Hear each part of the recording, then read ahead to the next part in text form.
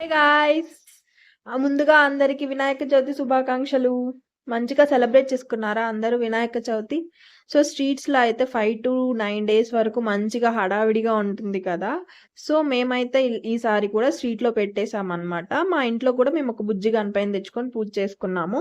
So, ఇంకా evening అలా అయిపోతుంది కదా! సో, ఇంకేం చేస్తామంటే మేము ఎవ్రీ ఇయర్ ఈ చిన్ని గణపయ్యని స్ట్రీట్‌లో ఉండే పెద్ద గణపయ్య దగ్గరికి తీసుకెళ్ళి పెట్టేసేస్తామనమాట. ఇంక ఫిఫ్త్ డే, నైన్త్ డే అలా నిమజ్జనం చేసే టైంకి ఇంకా ఆ పెద్ద గణపయ్యతో కలిపి నిమజ్జనం చేసేస్తారు. సో, ఇలా తెచ్చి పెట్టామనమాట. అంత పెద్ద వినాయక స్వామి ముందు బుజ్జిగా భలే క్యూట్‌గా అనిపిచ్చింది చూడ్డానికి.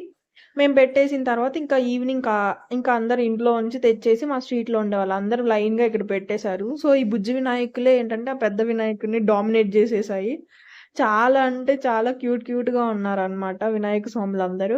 ఇంకొ ఇక్కడైతే ఒకరు పసుపుతో చేసిన వినాయక స్వామిని పెట్టారు. అదైతే చాలా ముద్దుగా భలే ఉన్నిందనమాట. సో, ఇదైతే డే 1 ఇలా జరిగింది. సో, రిమైనింగ్ డేస్ కూడా నేను పోస్ట్ చేస్తాను. నా ఛానెల్ సబ్స్క్రైబ్ చేసుకోండి. Please support my channel.